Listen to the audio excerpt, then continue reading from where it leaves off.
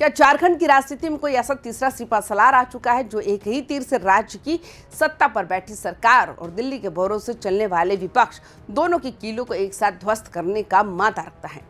जरा सोचिए, एक तरफ रांची की गद्दी पर बैठी हेमंत सोरेन सरकार है जिसके पास पूरी प्रशासनिक ताकत है, और दूसरी तरफ हजारीबाग से लेकर बड़कागांव तक भारतीय जनता पार्टी का वो अभेद्य किला है जिसे ढहाना लोहे के चने चबाने जैसा माना जाता है।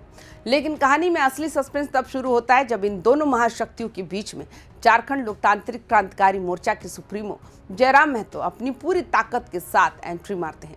वो भी किसी बंद कमरे की रणनीति के साथ नहीं, बल्कि बड़कागांव की धरती से एक ऐसे खौफनाक जन आंदोलन के जरिए जो पूरे हजारीबाग प्रमंडल की सियासी चूल्हे हिलाने का दम रखता है। आखिर जयराम महतो का ये नया दाव क्या सिर्फ विस्थापितों और किसानों की भी आवाज है, या फिर 2029 के महासमर से पहले झारखंड की दो सबसे बड़ी राजनीतिक ताकतों को एक ही घेरे में लाकर मात देने की कोई बहुत बड़ी खुफिया क्रिमिनल पॉलिटिकल इंजीनियर? नमस्कार, आप देख रहे हैं वाइबिन बिहार झारखंड। मैं हूं आपके साथ मुदिता त्रिपाठी।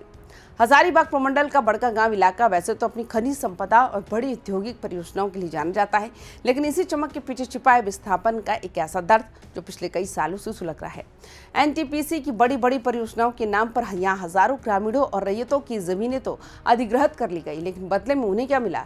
ग्राउंड जीरो की हकीकत को खंगालने पर जो पेज सामने आता है वो व्यवस्था पर बड़े सवाल खड़े करता है।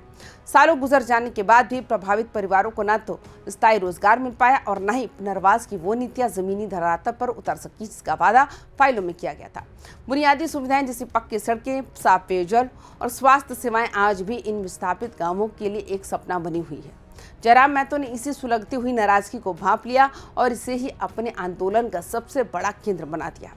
आंदोलन की रूपरेखा से साफ संकेत मिल रही है कि अब ये लड़ाई जो है सिर्फ ज्ञापन सौंपने या कुछ घंटों के धरने तक सीमित नहीं रहने वाली, बल्कि ये एक आर पार की लड़ाई बनने जा रही है जो प्रभावित परिवारों के अधिकारों को लेकर व्यवस्था को सीधे चुनौती देगी। इस पूरे आंदोलन का जो सबसे दिलचस्प और गहरा राजनीतिक विश्लेषण ये है कि वो है कि जयराम महतो की दो धारी तलवार वाली रणनीति। आमतौर पर क्षेत्रीय दल या तो सत्ता पक्ष पर हमला करते हैं या फिर विपक्ष को निशाना बनाते हैं, लेकिन जेल गेम की इसकी बिसात को ध्यान से देखिए। यहाँ निशाना दोनों तरफ लगा हुआ है। सियासी समीकरणों की पड़ताल करें तो बड़ा विरोधाभास सामने आता है। राज्य की सत्ता की चाबी हेमंत सोरेन सरकार के हाथों में है, जिससे प्रशासनिक विफलता और रोजगार के वादों पर सीधे सवाल पूछे जा रहे हैं। लेकिन पेच ये है कि हजारीबाग लोकसभा सीट और बड़कागांव विधानसभा दोनों जगहों पर जनता ने भारतीय जनता पार्टी को अपना प्रतिनिधित्व सौंपा है। इसी मजबूत लूप होल पर जयराम महतो ने बड़ा प्रहार किया। उनकी तरफ से ये कड़ा संदेश दिया जा रहा है कि एक तरफ जहां राज्य सरकार स्थानीय विस्थापन और नियोजन नीतियों को लागू करने में पूरी तरह नाकाम रही, वही दूसरी तरफ क्षेत्र की जनता द्वारा चुने गए बीजेपी के सांसद और विधायक भी इन गंभीर मुद्दों को देश और राज्य की सबसे बड़ी पंचायतों में प्रभावी तरीके से उठाने में पूरी तरह सुस्त रहे।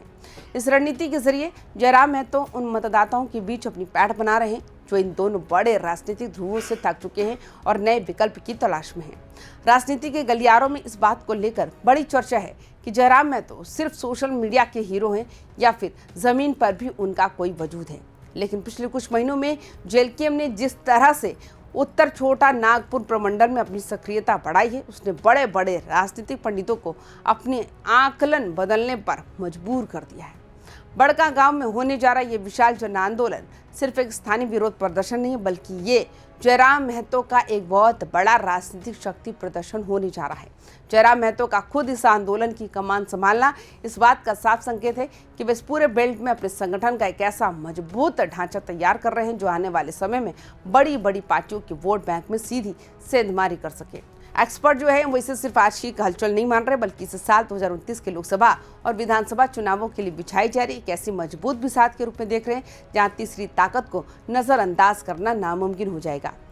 तो क्या झारखंड की राजनीति का ये युवा तुर्क हजारीबाग और बड़कागांव की जनता के इस आक्रोश को एक स्थायी राजनीतिक वोट बैंक में तब्दील कर पाएगा?